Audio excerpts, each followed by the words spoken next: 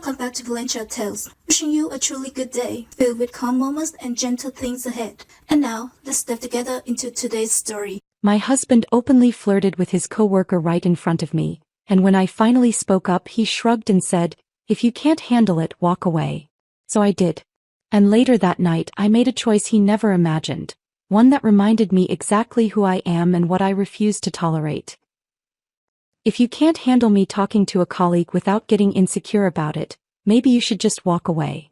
My husband Levi said those words to me at a charity gala in front of dozens of people. His colleagues, his boss, the woman he'd been sleeping with for 7 weeks. His hand was still resting on her lower back when he told me to leave. Her name was Sienna. She was 26, blonde, his direct report at work. And she was smiling. "I'm Hazel. I'm 33 years old. And I'm about to tell you what happened when I actually took my husband's advice and walked away, and what I did next that he never saw coming. But let me back up 6 weeks because that's when I started noticing the signs I'd been ignoring for months. I'm a senior accountant at a non-profit auditing firm in Phoenix. I'm good with numbers, good at finding discrepancies, good at spotting when something doesn't add up. My job is literally to look at financial records and find the holes people try to hide. So it's almost funny, painful but funny, that I missed the holes in my own marriage for as long as I did. Levi and I met at a networking mixer when I was 27. He was 29, a sales director with one of those smiles that made you feel like you were the only person in the room. He actually listened when I talked about tax law, which most people's eyes glaze over at. He didn't blink when I ordered the expensive Pinot Noir. He made me laugh during a conversation about depreciation schedules, which I didn't think was possible. We got married a year later in a ceremony his mother planned down to the napkin colors. Cream with gold trim, very tasteful, very expensive. We bought a renovated craftsman house in Arcadia with both our names on the mortgage. The kind of place with original hardwood floors and a backyard pool that made our friends comment goals on every photo. For the first few years we were good. Not perfect, nobody's perfect, but solid. We packed each other's lunches. We split the remote without arguing. We had inside jokes and weekend routines and a life that felt like it was going somewhere. People called us a power couple. Dual income, no kids yet, the Instagram-ready existence that collected heart emojis from college friends I hadn't seen in years. But somewhere around year 4, things started shifting in ways I didn't have words for yet. The man who used to ask about my day stopped asking. The man who used to kiss me goodbye in the morning started leaving for work before I woke up. Our conversations became transactional. "Who's picking up groceries? Did you pay the electric bill? I'll be home late tonight." I told myself it was normal. That marriage is mature. That passion fades into comfortable routine, and expecting butterflies after 6 years was unrealistic. I was lying to myself. But I didn't know that yet. It started with his phone. Levi had never been protective of it before. He'd leave it on the counter while he showered, toss it on the couch during movies, hand it to me if mine was dead and I needed to look something up. Then one Tuesday morning in late July, I woke up and noticed it face down on his nightstand. Not just set down casually, but positioned deliberately so the screen wasn't visible. When I picked it up to check the weather, something I'd done 100 times before, I found it locked with a password I didn't know. "New security protocol at work," Levi said when I asked over coffee that morning. He didn't look up from his toast. "Company got hacked last month. IT's making everyone use biometrics and complex passwords. Big hassle, but they're serious about it." It sounded reasonable. Everything Levi said always sounded reasonable. That's what made him good at sales. He could make anything sound logical, necessary, like you were the paranoid one for questioning it. But then came the pattern I couldn't explain away as easily. Late nights. Wednesdays and Fridays specifically. Like clockwork. Around 5 p.m. my phone would buzz with a text. "Client dinner running late. Don't wait up." Never with details about which client or which restaurant. Never an invitation for me to join. He'd come home around 10 or sometimes later, smelling like wine and something floral that definitely wasn't my perfume. Something lighter, younger, more expensive than anything I wore. He'd go straight to the shower, claiming he felt grimy from the restaurant, from shaking hands all evening, from the cigarette smoke on the patio where deals supposedly got closed. I suggested joining him once. We were doing dishes after a quiet dinner at home, one of the few nights he'd actually been there, and I said it casually, "Maybe I could come to one of these client dinners sometime? It might be nice to meet the people you work with." He stopped scrubbing the pan he was holding.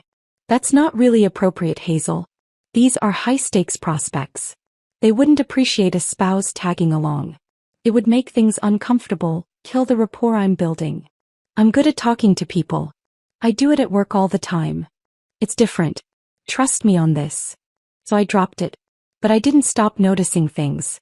Like the name that started appearing in our conversations with uncomfortable frequency. Sienna. He mentioned her casually at first. Sienna from marketing put together a solid campaign deck today. Or, Sienna had an interesting idea about the messaging. Normal work stuff. Colleagues talk about colleagues. I talk about people from my office all the time. But by early August her name was showing up multiple times a day. Sienna thinks we should target younger donors. Sienna's idea for the presentation got approved by the executive team. Sienna's really sharp, actually you'd probably like her. I started counting after the third day of this. 19 mentions in 4 days. 19 times my husband said another woman's name with a brightness in his voice that he didn't use when he talked about me anymore. 19 times I felt something twist in my chest that I tried to ignore. The way his face changed when his phone lit up with notifications. How he'd be staring at the screen with this small, private smile. The kind of smile people get when they're texting someone who makes them happy, then quickly lock it the second I walked into the room. How he started angling his body away from me when he typed, physically shielding whatever conversation he was having. One night I walked into the living room and found him on the couch with his phone, grinning at something. When he heard my footsteps he jumped slightly and locked the screen so fast he almost dropped it. "Who are you texting?" I asked, trying to keep my voice light. "Just Marcus from work. He sent a funny meme about the boss." "Can I see it?" His expression shifted. "Why?" "Because I want to see what made you smile like that. I haven't seen you smile like that in months." "Hazel, it's just a stupid meme. Why are you making this weird?" And there it was again. I was the one making things weird. Not his secrecy. Not the password-protected phone or the late nights or the name he mentioned more than mine. Me for noticing. Me for asking questions. Me for wanting to see what made my husband happier than I apparently did anymore. I tried asking about Sienna directly once. We were eating takeout Thai food in front of the TV because we'd stopped sitting at the actual dinner table months ago, and I said it as casually as I could manage. "This Sienna you mention a lot. How long has she been with the company?" Levi's entire body went rigid. "Why are you asking?" "Just curious. You talk about her quite a bit." "She's a colleague, Hazel. A coworker. Why do you have to interrogate me about every person I mention from work?" "I'm not interrogating. I'm asking a simple question." "It doesn't feel simple. It feels like you're keeping tabs on me, like you don't trust me. That's not healthy." My face got hot. "I do trust you. I'm just trying to understand why you mention one specific coworker 19 times in 4 days." His fork clattered against his plate. "Are you seriously counting how many times I mention people? Hazel, that's not normal. That's controlling." And just like that I was the problem. Not his obvious infatuation with someone else. Not the lies about where he was spending his evenings. Not the hotel receipt I'd found 2 weeks earlier tucked in his gray suit pocket.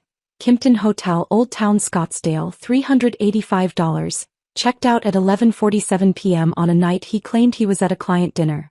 Me. I was the problem for noticing. For counting. For making everything weird. So I stopped asking.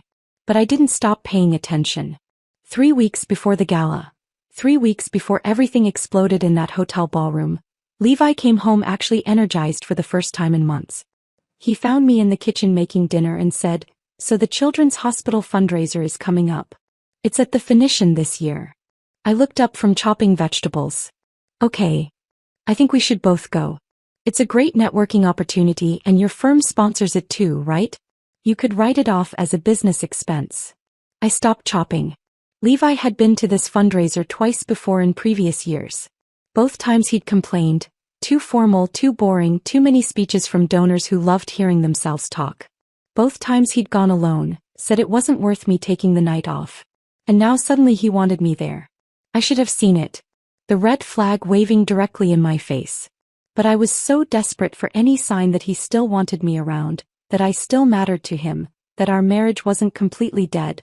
I ignored every instinct screaming that something was wrong. "Yeah," I said, trying not to sound too eager. "Yeah, that sounds nice. We haven't been to something like that together in a while. Exactly. It'll be good for us. I went shopping for a new dress that weekend. Jade green, fitted, elegant. The kind of dress that used to make Levi stop whatever he was doing and tell me I looked beautiful. I got my hair done at a salon I couldn't really afford. I bought new heels that pinched my toes but made my legs look good. I convinced myself that maybe this event would be the reset we needed. The night we'd reconnect and remember why we got married in the first place. I was so painfully, desperately wrong. But I didn't know that yet. Not while I was getting ready.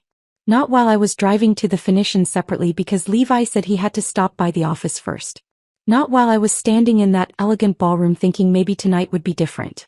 I didn't know yet that the fundraiser wasn't going to save my marriage. It was going to be the night I finally stopped lying to myself about what my husband had become. The night he'd tell me to walk away in front of everyone we knew. And the night I'd start planning exactly how to make him regret it. The Friday of the gala arrived faster than I was ready for. I spent the afternoon getting ready with an anxious energy I couldn't quite name, telling myself it was excitement, that tonight would be good for us, that maybe Levi's invitation meant he was trying. He came home around 5 to change. I was already in my jade green dress, hair styled in loose waves that had taken the salon an hour to perfect. I waited for him to notice, to say something, to give me any indication that he saw me. He walked past me toward the bedroom without a word. "You look nice," I offered, watching him pull his suit from the closet. "Thanks," he said absently, checking his phone. I stood in the doorway while he changed, watching him adjust his tie in the mirror for what must have been the 4th time. He tilted his head, smoothed down the fabric, checked his profile from both angles. More attention than he'd given me in months. "So, should we leave around 6:30? I asked. He didn't turn around. "Actually, I need to stop by the office first. Last-minute tweaks to a presentation I'm giving Monday. You should just go ahead and I'll meet you there." Something cold settled in my stomach. "We're going to the same place. Why don't I just wait and we can go together? Because I don't know how long it'll take and I don't want you sitting in the car waiting for me. Just go ahead. I'll be there soon." He sprayed cologne. Too much of it, the scent filling our bedroom in a way that felt aggressive. Then he grabbed his keys and wallet, kissed the top of my head without looking at me, and left. I heard his car start in the driveway, heard him pull away. I stood there in our bedroom alone, wearing a dress I'd bought to save my marriage, and felt something crack inside my chest. 20 minutes later I drove to the Phoenician resort by myself. The valet line was long, couples arriving together, the women's hands tucked into their husbands' elbows, laughing about something as they walked toward the entrance. I handed my keys to the attendant and walked in alone, clutching my small purse like it might anchor me. The ballroom was stunning in that expensive neutral way that rich people call elegant. Cream walls, gold accents everywhere, massive chandeliers hanging from the ceiling reflecting light off polished marble floors. Waiters in black vests circulated with trays of champagne. A string quartet played something classical in the corner that I didn't recognize.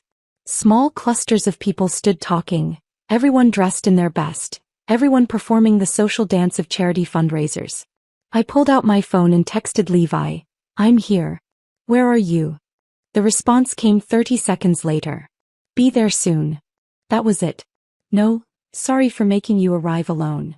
"No, you look beautiful tonight." Just 2 words and nothing else. I wandered toward the silent auction tables, pretending to be fascinated by the items up for bidding. A weekend getaway package to Sedona. A signed basketball from some Suns player I didn't recognize. A private cooking class with a local chef. I stared at the bid sheets without really seeing them, feeling increasingly foolish in my jade dress that suddenly seemed like it was trying too hard. Like I was trying too hard. 20 minutes passed. Then 30. I checked my phone twice. No new messages. I texted him again. "Are you close?" No response. I was about to call him when I spotted him across the ballroom. He'd arrived without telling me, without looking for me, without any acknowledgement that his wife was standing alone at a charity event he'd insisted we attend together. And he wasn't alone. He was deep in conversation with a woman I recognized from his company's website. One of those professional headshot pages where everyone looks polished and accomplished. Tina. The name I'd heard 19 times in 4 days. The name that made his voice brighten in a way mine didn't anymore. She was younger than I expected. Mid-20s, probably not even 30 yet. blonde highlights that caught the chandelier light perfectly, like she'd planned it. Wearing a red dress that walked the line between professional and provocative, fitted but not too tight. Sophisticated but deliberately sexy. The kind of dress that announced she knew exactly what she looked like and exactly what effect it would have. But it wasn't her appearance that made my stomach drop. It was the way Levi was looking at her. He was leaning in when she spoke, his body angled toward hers, giving her his complete attention in a way he hadn't given me in months. Maybe longer. She said something and he laughed, not the polite chuckle he'd been giving me for the past year, but a real laugh, head thrown back, genuine enjoyment. The laugh I used to make him do before everything got comfortable and then cold. Her hand was on his forearm. I watched it land there casually like it had done this 1,000 times before. Watched it rest there for 3 full seconds, I counted, before sliding away. Then a minute later it was back. Touching his shoulder this time while she leaned in to whisper something that made him grin. I stood frozen near the silent auction tables, unable to move, unable to look away. Every touch felt deliberate. Every laugh felt intimate. Every moment I watched felt like a small knife sliding between my ribs. Other people were noticing too. I caught 2 women I vaguely recognized from a previous company event exchanging glances, then looking at me with expressions that might have been pity. A man standing near the bar, older, distinguished, probably someone's boss, was watching Levi and Sienna with raised eyebrows, like he was witnessing something inappropriate but couldn't quite decide if he should intervene. Then Marcus appeared beside me. I remembered him from a summer barbecue at Levi's boss's house. Nice guy, quiet, worked in operations or logistics or something.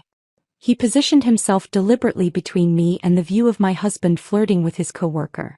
"Hazel, right?" he said, voice aggressively cheerful. "Great to see you again. Have you checked out the silent auction? Some really interesting items this year." He was trying to distract me. Trying to spare me from watching what everyone else was clearly seeing. It was kind. It was also humiliating. "Yeah," I managed. "I was just looking. That Sedona package looks amazing. My wife and I went there last spring. Beautiful hiking, great restaurants. Totally worth it if you can get it for a reasonable bid." I nodded, pretending to listen, but my attention kept pulling back to Levi and Sienna across the room. Marcus kept talking about hiking trails and red rocks, filling the silence with words that didn't matter, and I appreciated it even as it made me want to disappear. After 10 minutes of this painful kindness, I made a decision. I was done hiding at silent auction tables. I was done being protected by near strangers who felt sorry for me. If Levi wanted to parade his affair in front of everyone we knew, then I was going to make him look me in the eye while he did it. I grabbed 2 glasses of champagne from a passing waiter and walked straight toward them. Sienna saw me first. Her eyes flicked to me, and for just a second, I saw irritation flash across her face. Annoyance at the interruption, at the wife showing up to ruin whatever moment they were having. Then her expression smoothed into professional politeness, the mask sliding into place so fast I almost doubted I'd seen the real reaction underneath.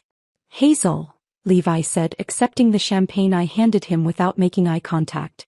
Without thanking me. Without acknowledging that I'd been waiting alone for 45 minutes while he laughed with another woman. "This is Sienna from marketing. Sienna, my wife. Not my wife Hazel. Not Hazel, who I'm lucky to be married to. Not even, this is Hazel. Just my wife. A category, a title, a role I fulfilled rather than a person he loved." Sienna extended a manicured hand, her smile perfectly practiced. "Oh, I've heard so much about you." The lie was so transparent it was almost funny. Levi never talked about me at work. I knew because his colleagues had stopped asking how I was at these events. When someone's name never comes up in conversation, people stop inquiring. They just do. "Nice to meet you," I said, shaking her hand briefly. Then I tried to join their conversation. I really tried.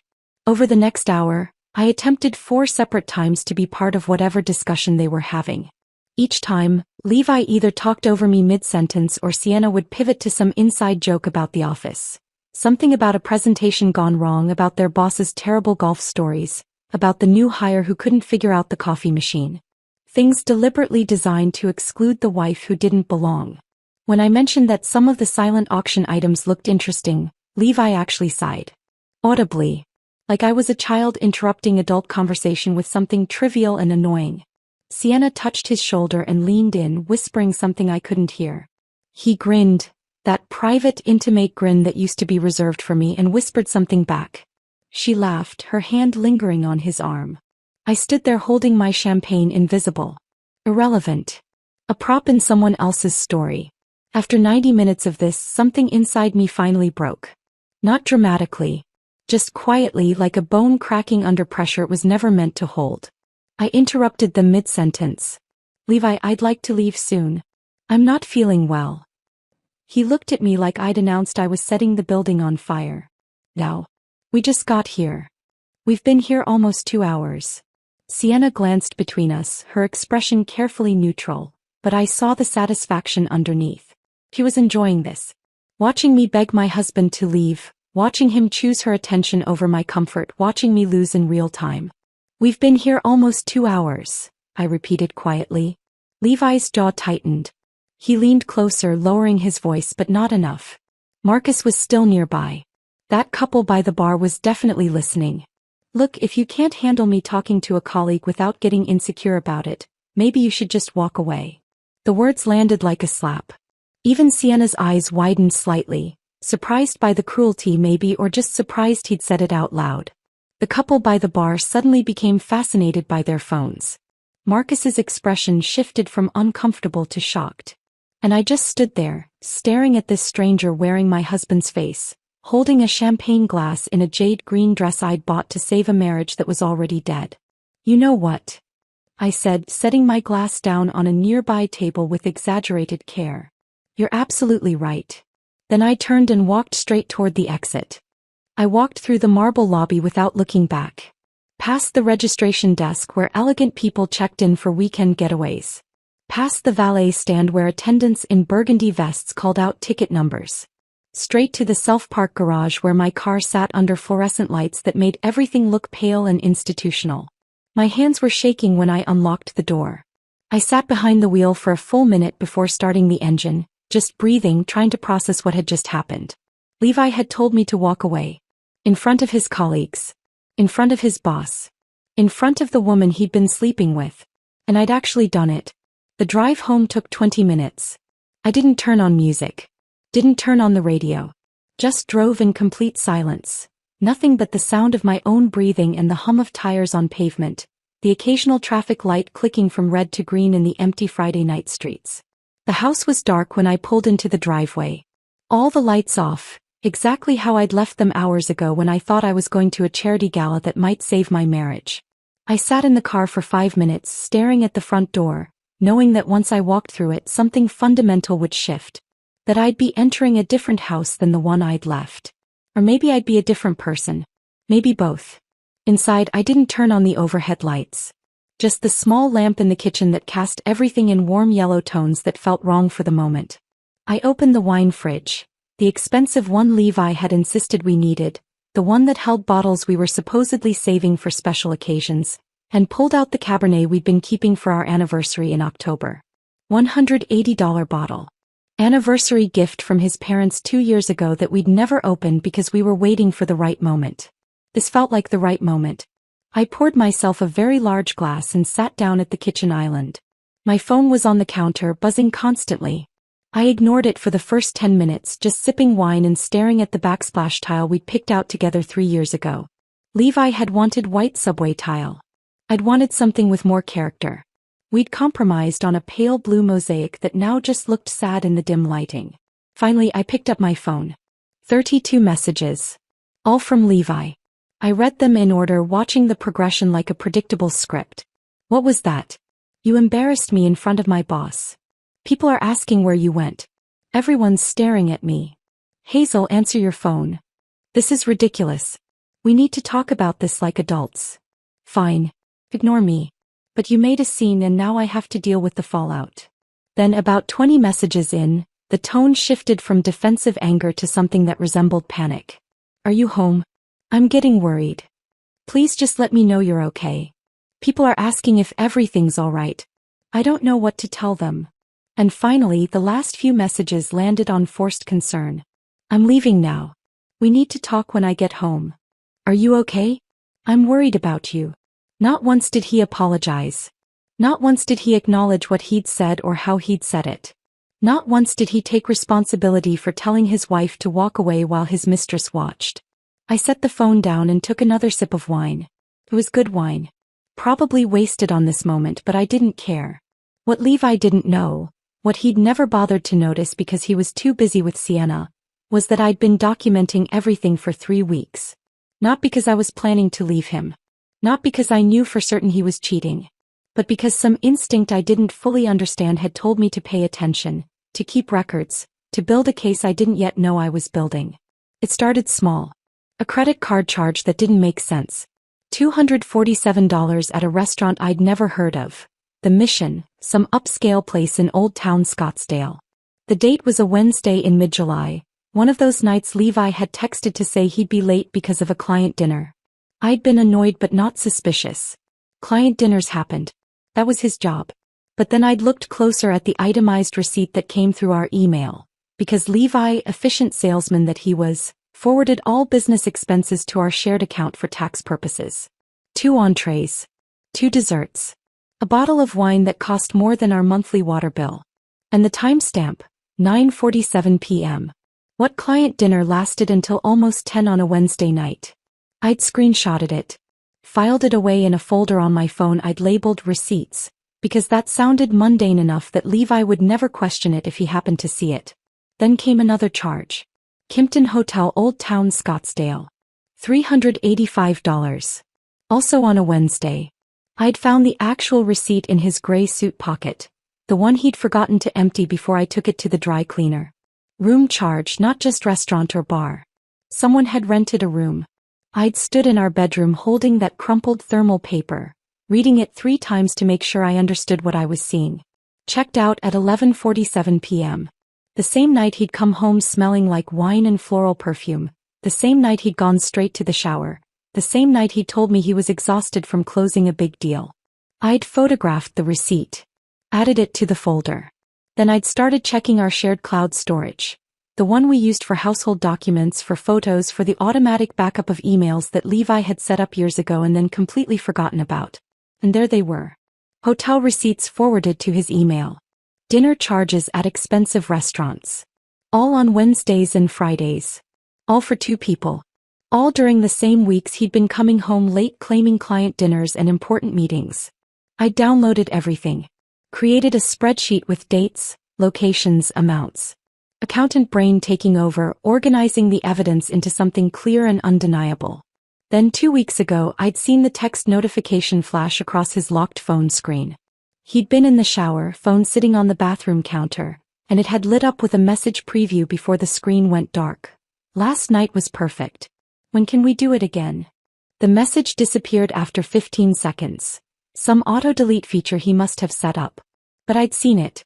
I'd seen enough. That's when I'd hired the private investigator. Her name was Diane Fletcher.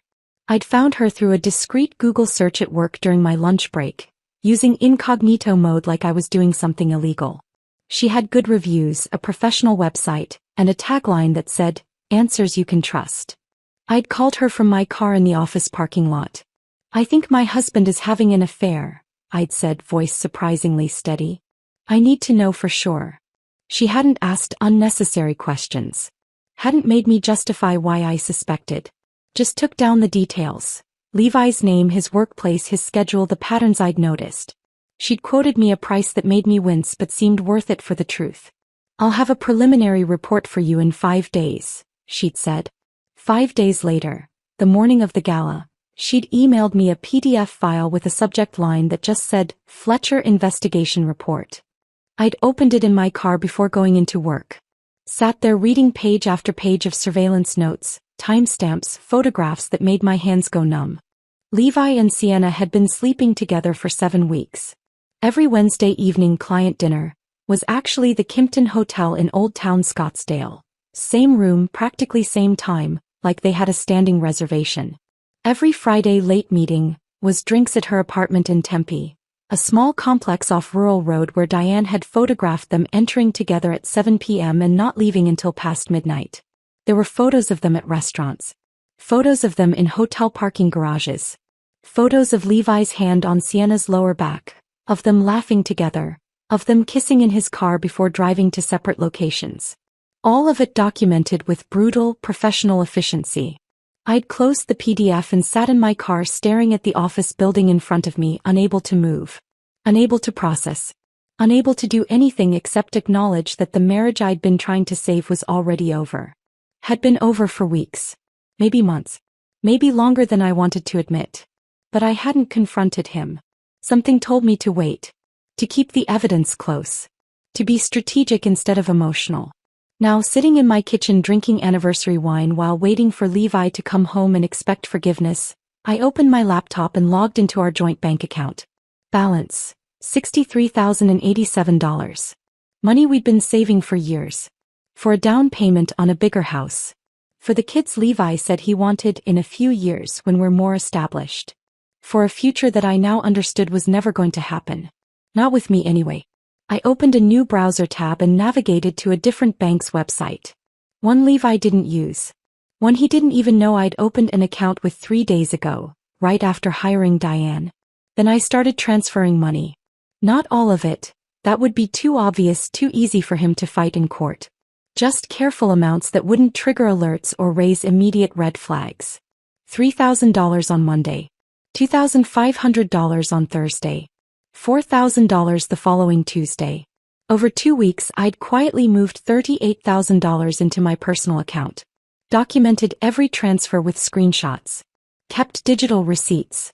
Made sure everything was trackable and legal and defensible if anyone questioned it. I wasn't stealing. This was community property.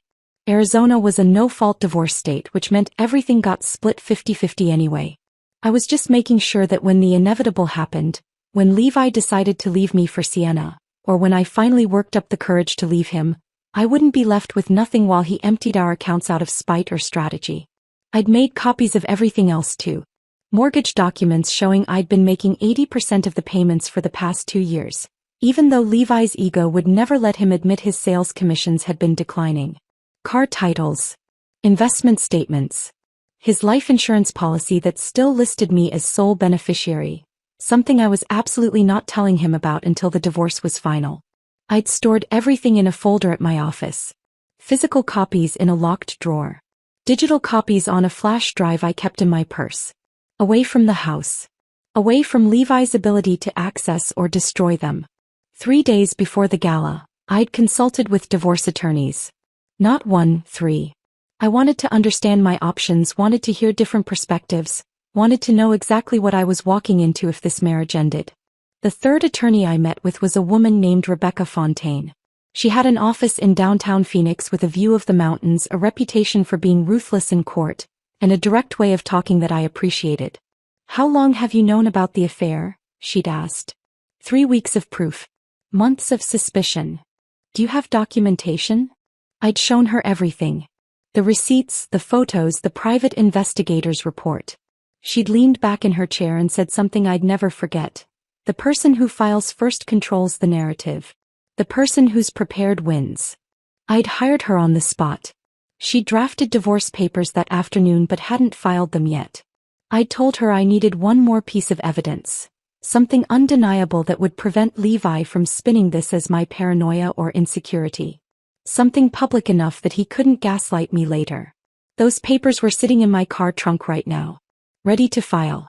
Waiting. I heard Levi's car pull into the driveway. Heard the engine cut off. Heard the door slam. I took another sip of wine and waited. The front door opened with exaggerated quietness. The kind of careful silence someone uses when they're trying not to wake a sleeping person, even though every light in the house was still on. Levi's footsteps moved through the entryway, hesitated in the hallway, then continued toward the kitchen where he knew I'd be waiting. He stopped in the doorway when he saw me. I was sitting at the island with my wine glass, my laptop open in front of me, and an expression that I later realized must have looked disturbingly calm. Almost serene. Like I'd already made decisions he didn't know about yet. "Hey," he said carefully, voice soft, testing the temperature of the room. "You okay?" I took a sip of wine before answering. Let the silence stretch just long enough to make him uncomfortable. "I'm fine." He shifted his weight from one foot to the other, loosening his tie with one hand. "Look, about earlier, that got out of hand. I was stressed about work, the presentation on Monday, and I took it out on you. I shouldn't have said what I said. It wasn't an apology. It was blame-shifting wrapped in apologetic language, responsibility deflected onto work stress and circumstances instead of choices he'd made. I'd heard him use this exact tactic with difficult clients. Acknowledge the problem without actually accepting fault. Make it about external factors. Position yourself as the reasonable one trying to move forward. You told me to walk away if I couldn't handle watching you flirt with another woman, I said, voice even. So I did. What's the problem? His face flushed. I wasn't flirting. Jesus, Hazel, I was networking. That's literally my job. That's how business works. If you can't understand the difference between professional relationship building and... I set my wine glass down with deliberate precision, the sound of it against the granite louder than it needed to be. I understand perfectly. You spent 2 hours with your hands on another woman. You introduced me as my wife, like I was furniture. You ignored me every time I tried to join the conversation. Then when I said I wanted to leave, you told me to walk away. Very clear communication, Levi. Crystal clear. You're twisting this. Am I? Because Marcus looked pretty uncomfortable watching you. That couple near the bar definitely noticed. I'm pretty sure Sienna's perfume is still on your jacket. His jaw tightened and I watched him shift tactics in real time, from defensive to offensive, from apologizing to attacking. It was almost predictable. You know what your problem is? He said, crossing his arms. You don't trust me. You never have. Healthy marriages require trust, Hazel. They require giving your partner the benefit of the doubt instead of jumping to the worst possible conclusion every time they talk to a colleague. I almost laughed. The audacity of him standing in our kitchen, smelling like another woman's perfume, lecturing me about trust while I had hotel receipts and surveillance photos documenting his affair. It was almost funny in how absurd it was. Trust is earned, not demanded, I said quietly. So you don't trust me? The question hung between us like smoke in still air. I looked at him for a long moment, really looked at him, at the man who used to make me laugh at networking events, who'd promised to build a life with me, who'd become this stranger defending his right to humiliate me in public while sleeping with his coworker. Should I asked. His mouth opened, closed, opened again. Nothing came out. He stood there searching for words that would make this my fault, that would turn my reasonable question into evidence of my unreasonable behavior. But for once he had nothing. The silence stretched for 10 full seconds before he turned and walked toward the stairs. I heard his footsteps heavy on the hardwood, heard the bedroom door close. Not quite a slam, but close enough to communicate his frustration. I sat there alone in the kitchen finishing my wine and realized I felt nothing. No guilt for making him uncomfortable. No urge to follow him upstairs and smooth things over. No desire to be the peacemaker who apologized for having feelings about being disrespected. Just cold, clear certainty about what needed to happen next. I opened my laptop and pulled up my contacts. Found Marcus's number. We'd exchanged information at that summer barbecue months ago. One of those polite, let's keep in touch gestures that usually goes nowhere. I'd saved it under Marcus Levi's work, and never used it until now. At 12:47 a.m. I typed out a text. Hey, sorry to bother you late. Can we talk? I hit send before I could second-guess myself, then set my phone down and waited. Part of me expected no response. It was almost 1 a.m, he was probably asleep, he might not even want to get involved in whatever drama he'd witnessed at the gala. But 3 minutes later my phone buzzed. Of course. Everything okay? I called him. He answered on the second ring. Hazel. Yeah. I know it's late. I'm sorry. I needed to talk to someone who saw what happened tonight. Don't apologize. I'm glad you called. His voice was kind, concerned in a way that made my throat tighten. Are you okay? Not really. But I will be. We talked for 40 minutes. I sat at my kitchen island in the dim light, voice low so Levi wouldn't hear me upstairs. And Marcus told me everything I'd been suspecting but hadn't wanted to believe. He'd suspected the affair for weeks. Maybe longer. He'd seen Levi and Sienna leaving the office together on Wednesday evenings when most people had already gone home. Noticed how they'd linger in the break room, how their conversations would stop abruptly when someone else walked in. How Sienna would touch Levi's arm during meetings, not just casual touches but lingering ones, intimate ones. How Levi would lean into her space, how they'd whisper to each other, How they had this whole language of inside jokes and meaningful glances that excluded everyone else. I wasn't sure if I should say anything, Marcus admitted. I kept thinking maybe I was reading too much into it, maybe they were just close colleagues, maybe it wasn't my place to get involved. I didn't want to be the guy who ruins someone's marriage over a hunch. But tonight changed that? Yeah. Tonight was, Hazel, what he did to you in front of all those people was wrong. The way he treated you, the way he dismissed you, the way he told you to leave while she just stood there watching. I couldn't stay quiet after that. You deserve to know the truth. My eyes burned, but I didn't cry. I'd done enough crying over the past few weeks. Thank you for telling me. There's something else. He paused and I heard him take a breath like he was steeling himself. I have photos. From last Wednesday. I was working late on a project. Budget analysis that was due Thursday morning, and I saw them leaving together around 7. Levi said something to her that made her laugh, and the way she looked at him, it just felt wrong.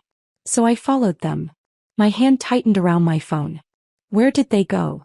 Kimpton Hotel in Old Town. They walked in together. I waited in my car for a while thinking maybe it was some kind of work meeting, maybe I was being paranoid. But they didn't come out. Not for hours.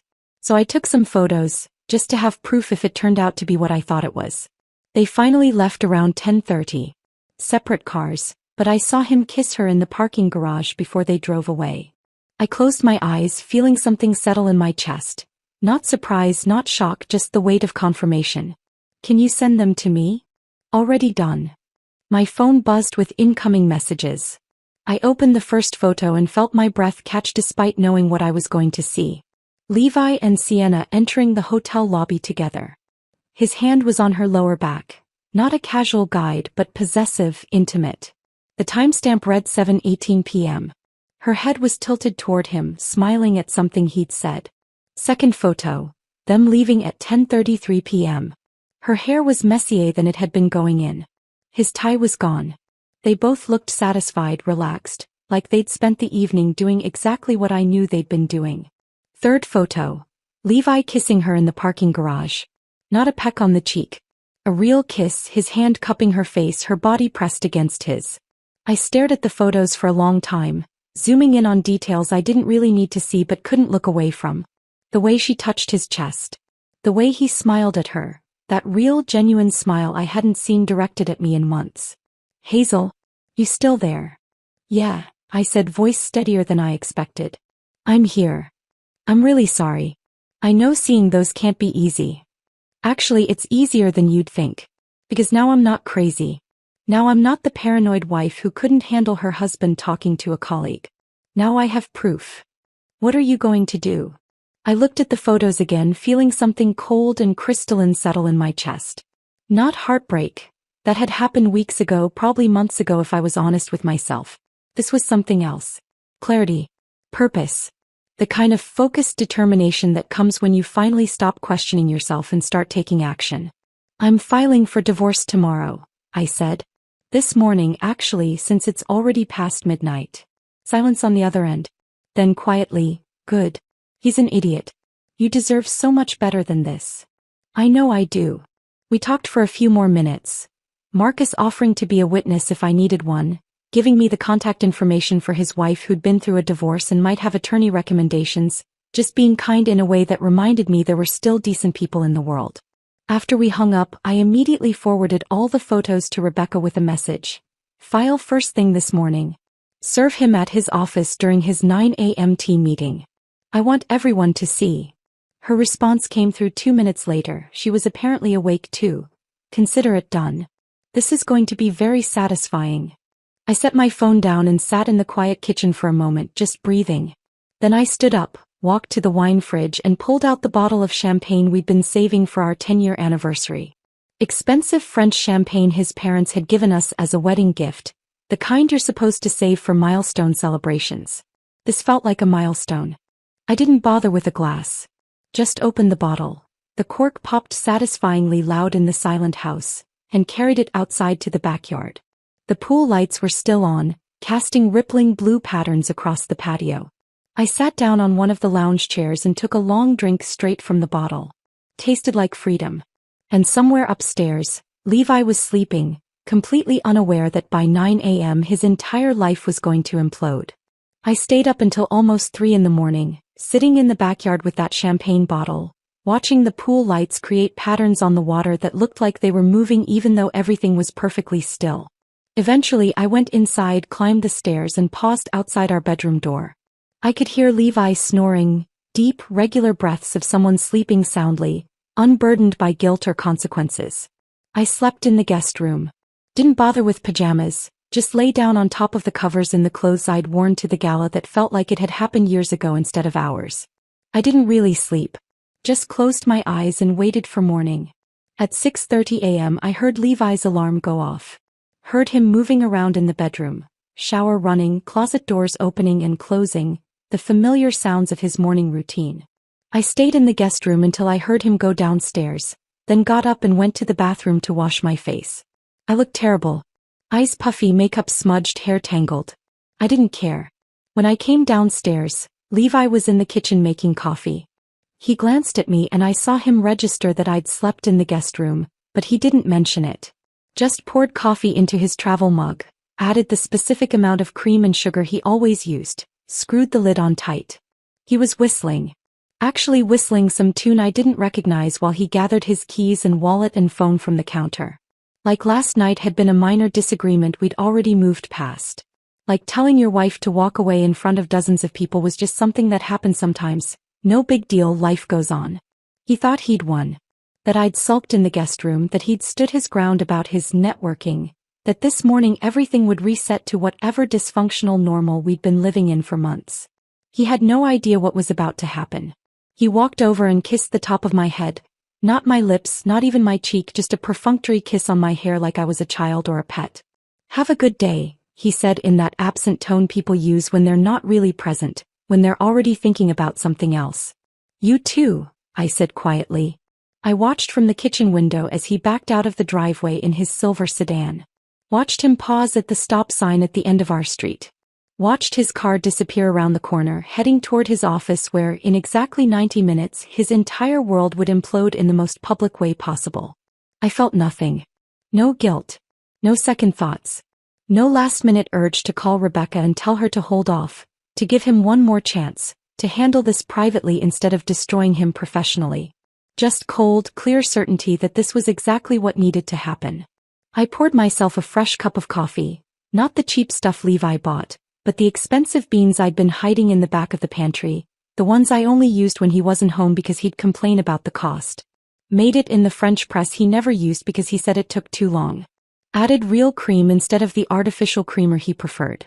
Then I sat down at the kitchen table with my phone and waited. At 9:03 a.m. Rebecca texted, "Process server just arrived. Heading into the building now." My heart was racing despite the calm I'd been feeling. This was it. The moment everything became real and irreversible. At 9:17 a.m., papers delivered. I stared at those two words for a long moment, imagining the scene. The conference room where Levi held his Monday morning team meetings. 12 colleagues sitting around the table. Sienna probably there too, sitting close to him, maybe still exchanging those meaningful glances they thought nobody noticed. The process server walking in asking Levi Garrison, in front of everyone. Handing him the manila envelope. Everyone watching. At 9:21 a.m. a longer message came through. "Your husband asked the server if this was a joke. Server said no, these are official divorce papers." According to my contact who works in that building, his face went completely white. Sienna left the conference room immediately. Practically ran out. His boss pulled him into her office. Half the office saw the whole thing. "Stun Hazel. You made your statement."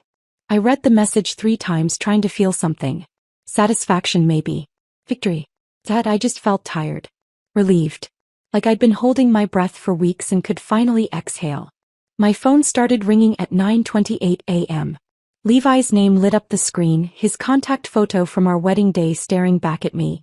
Him in his tuxedo, smiling that genuine smile he used to have before everything got complicated. Before Sienna. Before the lies. I sent it to voicemail. It rang again 30 seconds later. Voicemail. Voicemail. By 10:30 a.m. I had 17 missed calls. I made myself another cup of coffee, carried it out to the back patio where the morning sun was already making everything hot and bright, and listened to the voicemails in order. First message, timestamp 9:29 a.m. What the hell did you do? Call me back. Now. His voice was tight with shock and anger, barely controlled. I could hear other voices in the background. People talking, probably colleagues asking what was going on. Second message, 9:35 a.m. Hazel, everyone saw that. A process server walked into my team meeting, and handed me divorce papers in front of Sienna, my boss, 12 colleagues. What were you thinking? You can't just, call me back. We need to talk about this. Panic was creeping into his voice now. The anger was still there, but underneath it was something closer to fear. Third message, 9:52 a.m. People are asking me questions I can't answer. My boss wants to meet with me in 10 minutes. This is insane, Hazel. This is not how adults handle marriage problems. We can work through this like rational people. Please call me. The anger was fading, replaced by desperation. He was starting to realize this wasn't a dramatic gesture he could talk me down from. This was real. By the fifth message he was begging, please just talk to me. I know you're upset about last night. I shouldn't have said what I said. I was wrong. But you're destroying my career, my reputation, everything I've built. Please just call me back so we can figure this out. By the 10th message he'd shifted to manipulation. I know you're upset, but this is too far. You're acting crazy. You're making decisions out of emotion instead of logic. You're going to regret this when you calm down. We can fix this, but not if you keep acting like this. Call me. I deleted all of them without responding. Didn't feel angry listening to him spiral. Didn't feel vindicated. Just felt distant, like I was listening to messages meant for someone else. At 10:45 a.m. I sent him one text. Just one. You told me to walk away. I did. Papers are filed. Don't come home tonight. Locks are being changed. Then I blocked his number. The finality of it was almost peaceful. Like closing a door that had been banging in the wind for months. But I wasn't done yet. What Levi didn't know, what nobody except Rebecca and Marcus knew, was that while he'd been sleeping soundly last night, I'd also been compiling a detailed file about the affair. Not just for the divorce, but for his company's HR department. The file included everything. Marcus's photos of Levi and Sienna entering and leaving the Kimpton Hotel. Timestamps from hotel security footage that my private investigator Diane had somehow obtained. I didn't ask how, just paid her invoice. Credit card receipts for the room charges. A formal written complaint citing workplace ethics violations, specifically the company's strict anti-fraternization policy. I'd done my research. Their company had a zero-tolerance policy for managers having romantic relationships with direct reports. It was in the employee handbook, in the ethics code they all signed annually, in the training modules they had to complete. Levi was Sienna's direct supervisor. He approved her time off, her performance reviews, her raise requests. The affair wasn't just unprofessional, it was a terminable offense. I'd sent the entire file to HR at 3 a.m. marked urgent, with a cover letter explaining that I was the spouse of an employee engaged in an inappropriate relationship that violated company policy. By noon, Marcus texted, Levi just got called into H. Sienna too. Separately. The office is going absolutely insane. Nobody's getting any work done. Everyone's just standing around in clusters talking about it. By 2 p.m., security just escorted them both out of the building. Suspension pending investigation. Hazel, this is wild. I've never seen anything like this. By 4 p.m., official email just went out to the whole company. They're both being investigated for ethics violations. People are forwarding it to each other, talking in the break rooms. Your husband's career here is done. Even if they don't fire him, he'll never recover from this. I read the messages while sitting at my kitchen table, drinking iced tea, feeling absolutely nothing except a quiet sense that justice was finally catching up to people who'd thought they were clever enough to avoid consequences. At 6 p.m. Rebecca called instead of texting. Hazel, you need to see something. I'm forwarding a screenshot right now. My phone buzzed. I opened the image. It was a text exchange between Levi and Sienna. Apparently, Sienna had submitted it to HR as part of her defense, trying to prove she wasn't entirely at fault. Levi had written, "This is your fault. If you hadn't been so obvious at the gala, none of this would have happened. You touched me in front of everyone. You couldn't be subtle for one night. I'm done with you. Don't contact me again." So he was throwing her under the bus to save himself. Classic Levi. Always looking for someone else to blame. Always repositioning himself as the victim of circumstances beyond his control. Sienna's response was even better. I'm not the one who's married, Levi. You told me you were separated. You said your wife didn't understand you, that the divorce was already in progress, that you were just waiting to finalize paperwork. You lied to me. You used me.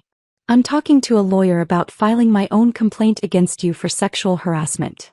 They were turning on each other, burning down everything to try to save themselves. And neither of them had enough water to put out the fire. They're both finished, Rebecca said on the phone, satisfaction clear in her voice. The company can't keep either of them after this. Too much liability, too much drama, too much proof of policy violations. And the fact that they're now publicly blaming each other makes it even easier to terminate both of them.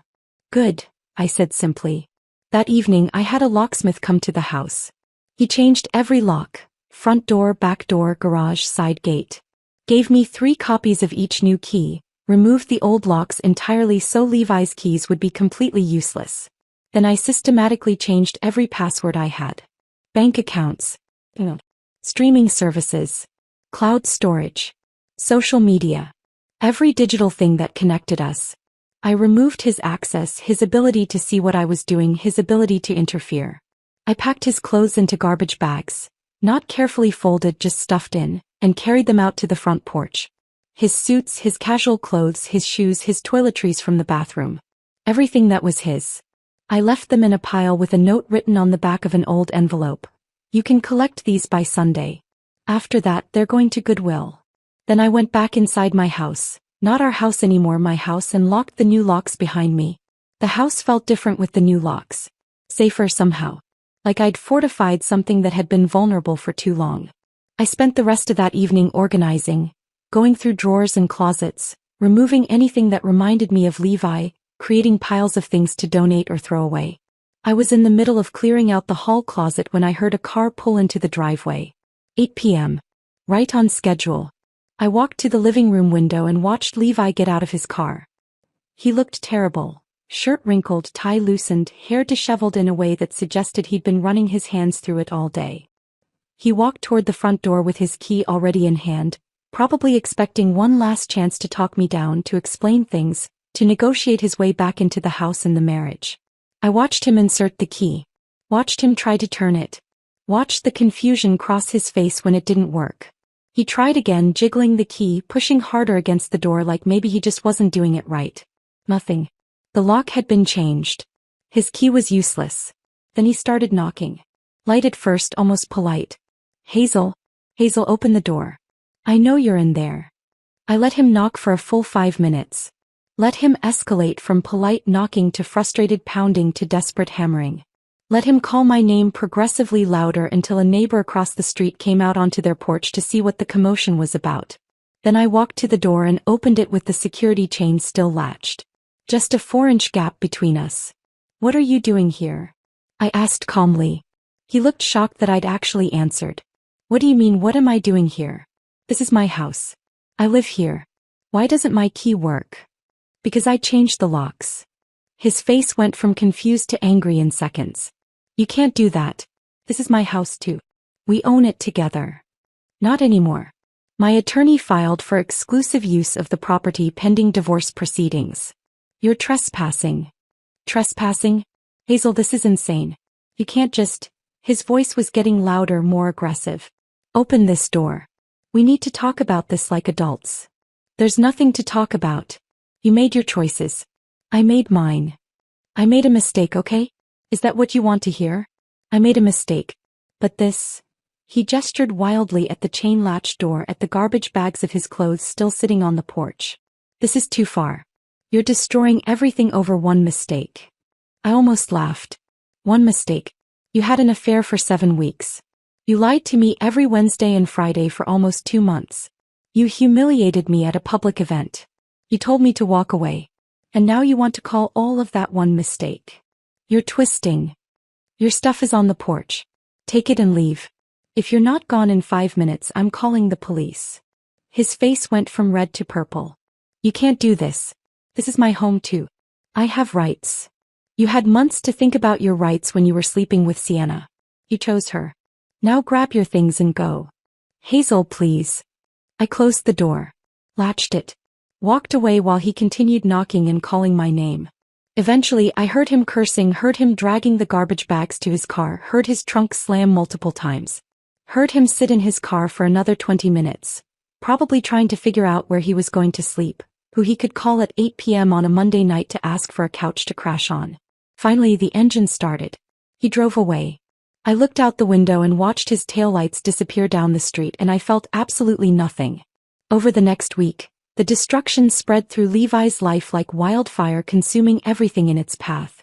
Marcus kept me updated, not because I asked but because he seemed to think I deserved to know how thoroughly Levi's world was imploding.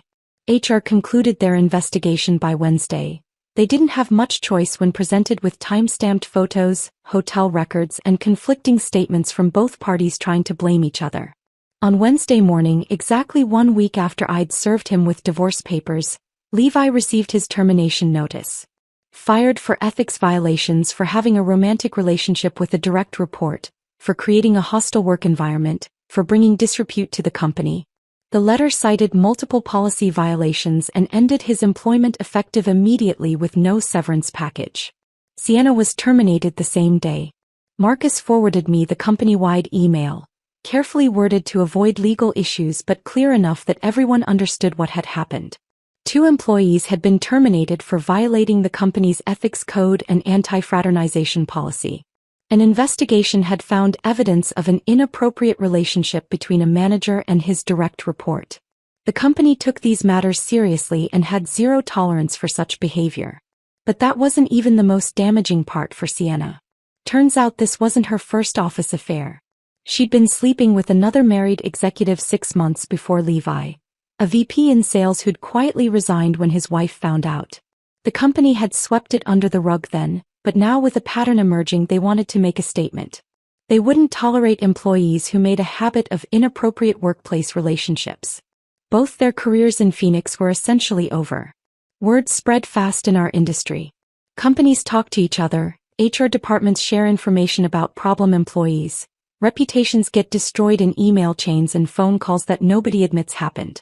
I knew it was spreading because people at my own office started treating me differently. More sympathetic. More careful. Like I was fragile and might break if they said the wrong thing. My boss, Jennifer, pulled me aside Tuesday morning. Hazel, I heard about what happened. I'm so sorry. If you need time off, just say the word. We can cover your accounts. I'm fine, I said. Actually, I'd rather work. Keeping busy helps. She nodded, understanding in her eyes. If you change your mind, the offer stands. And if there's anything else you need. I'm okay. Really. My closest colleague, Amanda, brought me coffee Thursday morning without being asked. Set it on my desk with a sympathetic smile and didn't mention why. Just squeezed my shoulder and went back to her cubicle. People knew. They were being kind. And I appreciated it, even though it made me feel exposed in a way I wasn't entirely comfortable with. But I didn't need time off. I needed routine. I needed numbers that made sense and problems that had solutions and work that existed completely separate from the chaos of my personal life. Levi tried everything to reach me that week. He sent emails from his personal account, long rambling messages that alternated between apologizing and blaming me for overreacting. I blocked his email address after the 3rd one. He called from different numbers, probably borrowed phones from friends or maybe new burner phones he'd bought specifically to get around my blocks. I sent every call to voicemail, deleted the messages without listening to them. On Thursday afternoon, he showed up at my office building. I was at my desk working on a compliance audit when Amanda rushed over, voice low and urgent. Hazel, your husband is downstairs in the lobby. Security called up asking if you want to see him. My hands stopped moving on the keyboard. Tell them no. Tell them to escort him out and not let him back in. Are you sure? He seems. I'm sure. Please. She nodded and went back to her desk to call down. 5 minutes later, Marcus texted, Levi just got escorted out of your building by security. He's sitting in his car in the parking lot. Want me to call the police? I responded, no. He'll leave eventually. He did. An hour later, his car was gone. On Friday morning, Levi's mother called. I saw her name on my screen and almost didn't answer. Patricia had always been kind to me, had welcomed me into their family, had treated me like the daughter she'd never had. But she was also Levi's mother, and I knew whose side she'd take. I answered anyway. "Hello, Patricia." "Hazel, sweetheart."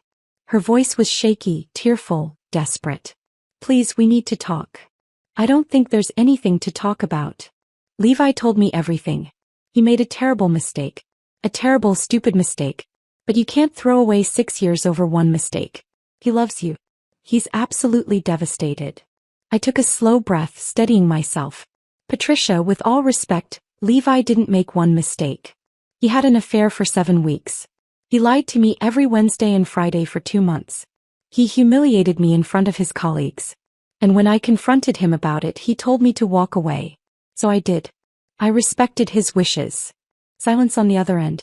Then quieter. "He's my son, Hazel. He's falling apart. He's lost his job, his home, his marriage. Everything. I've never seen him like this." "Then maybe he'll learn something from it. Is there nothing I can say to change your mind?" "Nothing at all." "No. I'm sorry. I know this is hard for you and I know you love your son. But this is between Levi and me. And it's already over." She tried for another few minutes, pleading, reasoning, bargaining.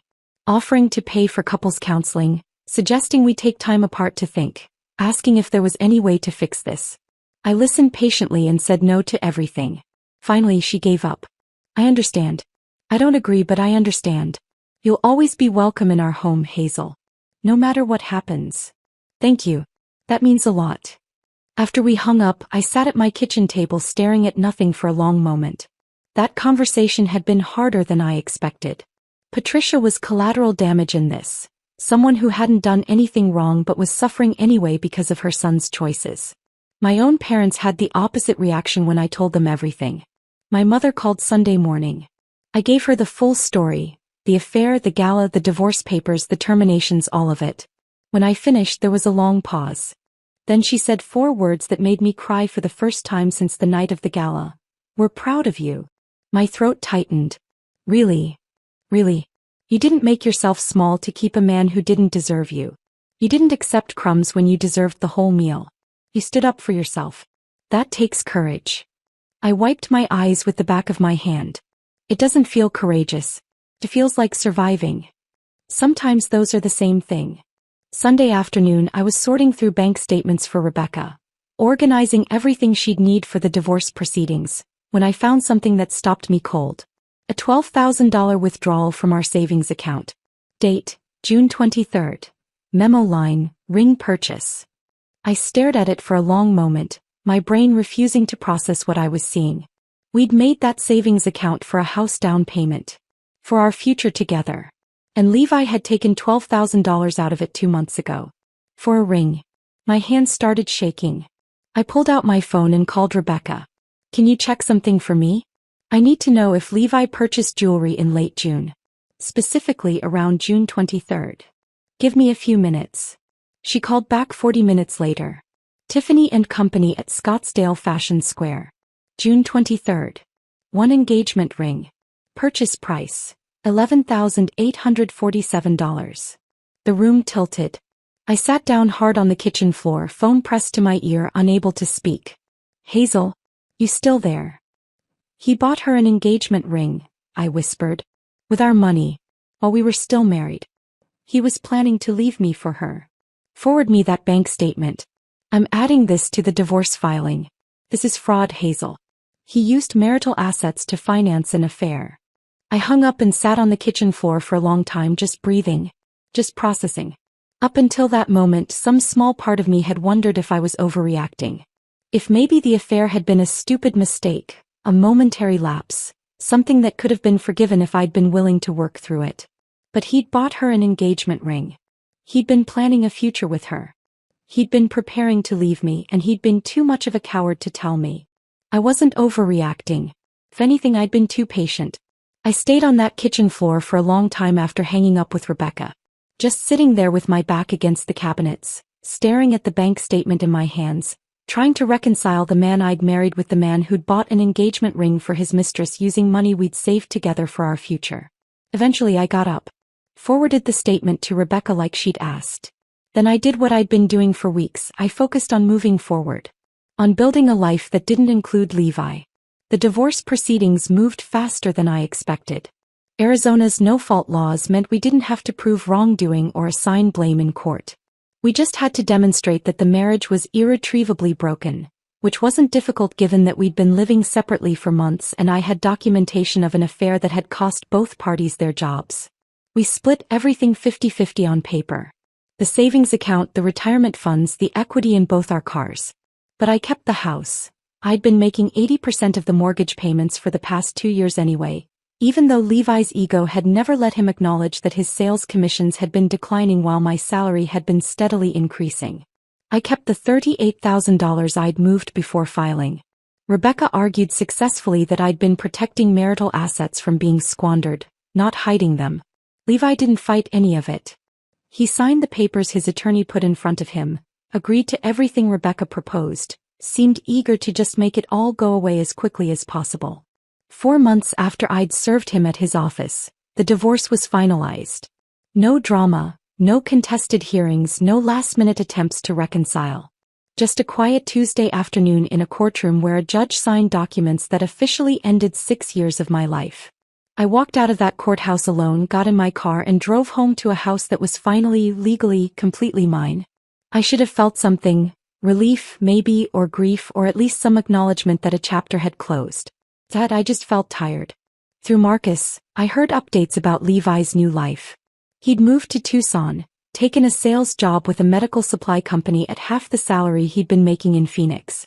He was living in a 1-bedroom apartment near the university in a complex that Marcus described as functional but depressing. He'd gained weight. Let his appearance slide. Looked 10 years older than he had 6 months ago. Sienna had left Phoenix entirely. Moved back to Sacramento where her parents lived, was working retail at a Target while trying to rebuild a career that had been destroyed by scandal.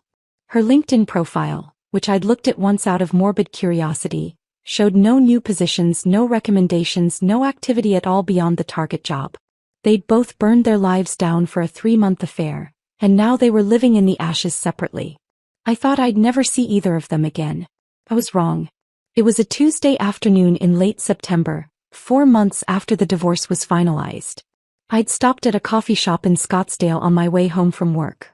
One of those upscale places with reclaimed wood tables and Edison bulb lighting and a chalkboard menu that listed drinks I couldn't pronounce. I ordered my usual afternoon latte, stood at the pickup counter scrolling through work emails while I waited. Hazel. The voice came from behind me. Female. Familiar in a way that made my stomach tighten even before I turned around. Tina. I almost didn't recognize her. She looked completely different from the confident, put-together woman I'd seen at the gala. Thinner. Not in a healthy way but in a way that suggested she'd lost weight from stress rather than intention. Dark circles under her eyes that makeup couldn't quite cover. Wearing jeans and a plain t-shirt that hung loose on her frame, blonde highlights grown out to reveal dark roots, hair pulled back in a messy ponytail. She looked like someone who'd been through something devastating. Which I supposed she had. Can we talk? She asked quietly. Please. The coffee shop was busy. People working on laptops at every table, a line forming behind me at the counter, the hiss of the espresso machine and low murmur of conversation creating white noise that wasn't quite private but wasn't completely public either. I picked up my latte when the barista called my name. We have nothing to talk about. Please. Just 5 minutes. I know I don't have any right to ask but... Her voice cracked slightly. Please. Against every instinct telling me to walk away, against my better judgment, against the part of me that knew this conversation couldn't possibly end well, I gestured toward a corner table. We sat. She wrapped both hands around her coffee cup like she was trying to warm herself, even though it was September in Arizona and still 95 degrees outside. I wanted to apologize, she started. I almost laughed. Almost. You're about 4 months too late. I know I am. But I needed to see you to tell you face to face that I'm sorry. For everything. Hey, you've said it. Are we done? She flinched. I need you to understand something. I didn't know he was lying. About being separated, about you not knowing about us, about the divorce being in progress. He told me you two had an arrangement. That the marriage was open. That you both dated other people and it wasn't a secret. I stared at her for a long moment. Part of me wanted to believe she was that naive, that she'd genuinely been fooled by Levi's lies. But I'd seen her at that gala. Seen the satisfaction in her eyes when Levi dismissed me. Seen how she touched him, performed intimacy with my husband right in front of me without a trace of guilt or uncertainty. You thought I didn't know? I said quietly. Even at the fundraiser when I was standing right there watching you touch him, when he told me to leave and you just stood there smiling, you thought I was okay with it? Her face crumbled. I thought he said you had an understanding. That you both had been living separate lives for years, that the marriage was over and everything but paperwork. He was so convincing, Hazel. He showed me texts that he said were from you agreeing to see other people. He had explanations for everything. He's a salesman, Sienna. Being convincing is literally his job. It's what he does for a living. He makes people believe things that benefit him. She started crying. Not dramatic sobbing, just quiet tears sliding down her face while she stared at her coffee cup. I know that now. But when you're in it, when someone's telling you exactly what you want to hear, it's hard to see the lies. I felt nothing watching her cry. No satisfaction, no anger, no sympathy. Just a hollow emptiness where stronger emotions probably should have been. I lost everything, she whispered. My job. My reputation. My apartment. I couldn't afford rent after getting fired and my roommate kicked me out because she didn't want the drama. I had to move back in with my parents in Sacramento. I'm 26 years old, sleeping in my childhood bedroom, working at Target because I can't get a reference from my last job. Every interview I go to, they Google my name and find out what happened. My career is over before it really started. I took a sip of my latte, letting the silence stretch. Then, you made your choices. You chose to sleep with a married man. Maybe he lied to you, I actually believe he probably did. But you still made that choice. And choices have consequences. I know. I'm not asking you to feel sorry for me. I'm trying to explain. You don't need to explain. I understand perfectly. You wanted something that belonged to someone else and you took it without caring who got hurt. The only difference between you and Levi is that he had more to lose. But you're both the same kind of selfish. She looked up at me, mascara smudged around her red eyes. I know I don't deserve your forgiveness. I know nothing I say will make this better. But I needed you to know that I'm sorry. For all of it. For believing him. For not asking more questions. For hurting you. I stood up, gathering my purse and coffee. Looked down at this woman who'd helped destroy my marriage and was now seeking some kind of absolution I had no intention of giving. Your apology doesn't change anything, I said. It doesn't give me back the marriage I thought I had. It doesn't erase the humiliation of watching my husband flirt with you in public while you smiled like you'd won something. And it definitely doesn't make me feel sorry for you. She looked up at me with those swollen eyes. What am I supposed to do now? Figure it out. The same way I did after your affair destroyed my marriage. The same way everyone does when they have to deal with the consequences of their choices. I walked toward the door, then stopped and turned back. One last thing she needed to hear. For what it's worth, Sienna, Levi would have done this to you eventually too.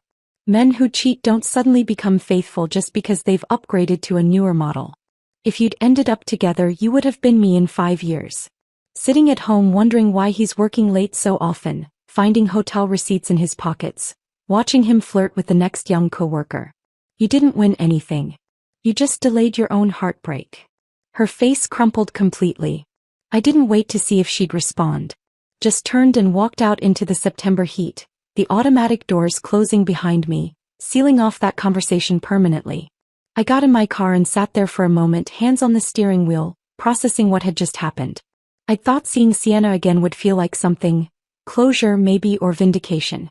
Instead, it just felt like looking at wreckage from an accident that had happened months ago. Just damage that was already done, consequences that were already playing out, lives that were already changed beyond repair. 2 weeks later, Marcus texted me, "Thought you should know. Levi tried calling Sienna yesterday.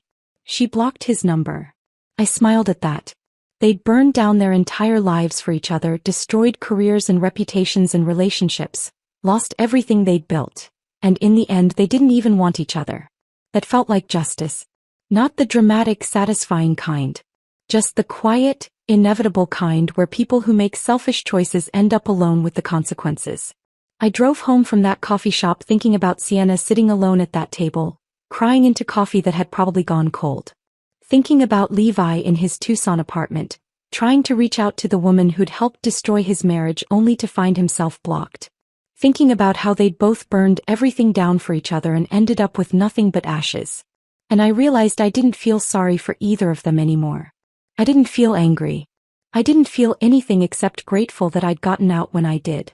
6 months after the divorce finalized, I made a decision that felt bigger than it probably was. I renovated the house. Not just redecorated, completely renovated. Stripped it down and rebuilt it into something that had nothing to do with Levi. I hired an interior designer named Maria Delgado who came recommended by Amanda from work. She was in her 50s, had an office in Old Town filled with fabric samples and paint swatches. And when I told her what I wanted, she understood immediately. I want to erase him from this space, I said during our first consultation. Every room reminds me of arguments we had about paint colors and furniture choices. I want it to feel like mine. She nodded like this wasn't the first time she'd heard this. Divorce renovation. I do 3 or 4 of these a year. Let's make this place yours. We started with the bedroom. Levi had insisted on what he called masculine minimalism. Gray walls, black furniture, no artwork, no color, no personality. Everything severe and cold and designed to look like a magazine spread instead of a place where people actually lived. Maria and I ripped it all out. Painted the walls a warm sage green. Bought a 4-poster bed made of light wood with white linen bedding that looked like something from a boutique hotel. Hung framed photographs on the walls. Not of people but of places I wanted to visit. The Amalfi Coast. Japanese cherry blossoms. Irish countryside. Dreams that were mine alone. I filled the room with plants. Pothos hanging from macrame holders.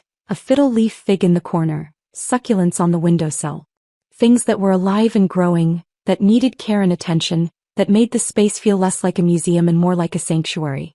We renovated the kitchen next. Levi had wanted everything stainless steel and modern. I replaced it all with warmer brass fixtures, open shelving instead of upper cabinets, a butcher block island where I could actually cook instead of just heating up takeout. His office, the room he'd spent hours in with the door closed, probably texting Sienna while I sat downstairs alone, I got rid of entirely. Turned it into a reading room. Floor-to-ceiling bookshelves on 3 walls. A window seat overlooking the backyard with cushions in deep blue. A comfortable chair with good lighting. A space that was entirely about peace and quiet and the pleasure of getting lost in stories that weren't mine. Every change felt like reclaiming territory. Like pushing out the ghost of a marriage that had never really worked and making space for a life that actually fit me. The renovation took 3 months and cost more than it probably should have. $42,000 by the time everything was done. But when Maria and I did the final walkthrough in late November, standing in the living room looking at warm cream walls and comfortable furniture and artwork that I'd chosen because I liked it, not because Levi had approved it, it was worth every dollar. This doesn't look like the same house, Maria said. That's exactly what I wanted. 2 months after the renovation finished in January, my boss Jennifer called me into her office. I'd been expecting a routine check-in.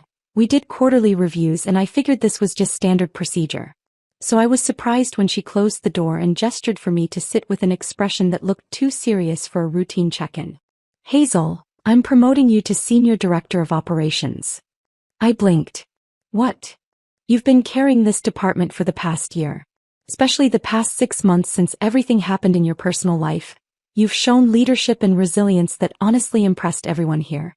The Henderson audit you led came in under budget and ahead of schedule. The Morrison Foundation specifically requested you for their next engagement. You've trained 3 junior accountants who are now billing clients independently. You've earned this. I sat there stunned, unable to process what she was saying. The position comes with a 30% raise, a corner office on the 5th floor and your own team of 4. You'll report directly to me. Congratulations. I don't know what to say. Jennifer smiled. Say yes. Then go celebrate. You've earned this, Hazel. So I said yes. The promotion meant longer hours sometimes. More responsibility. More pressure. Late nights reviewing teamwork, making decisions that affected other people's careers, representing the company at client meetings where I was suddenly the most senior person in the room. But it also meant something else. It meant proving to myself that I was more than someone's discarded wife. That I was good at my job, better than good. That I was valuable independent of any relationship status. That my worth had never been tied to Levi's opinion of me, even though I'd forgotten that somewhere in the middle of our marriage. In October I did something I hadn't planned. I went to the Arizona Humane Society on a Sunday afternoon, told myself I was just looking, and left with 2 6-year-old cats. They were a bonded pair, Fig and Olive, already named by the shelter staff.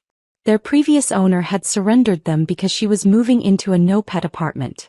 They'd been at the shelter for 3 weeks, overlooked because they were older and came as a package deal. Fig was gray and scraggly with one eye that didn't quite open all the way. Olive was orange with white paws and an attitude problem. They were completely uninterested in performing or being cute for potential adopters. When I sat down in the meet and greet room, Fig immediately climbed into my lap and started purring. Olive sat 3 feet away and judged me silently. I loved them immediately. They brought unexpected comfort to the house. The sound of them chasing each other at 3 a.m., racing through rooms with that chaotic energy cats have. The way Fig would curl up on my lap in the reading room while I worked through books I'd been meaning to read for years. How Olive would sit on the bathroom counter every morning, watching me get ready for work with an expression that suggested she found my routine deeply questionable. I started cooking again. Actually cooking from recipes I found online or in cookbooks I'd bought but never used. Trying things I'd wanted to make but never did because Levi was particular about food. Didn't like anything too spicy, didn't eat fish, refused to try cuisines he wasn't familiar with.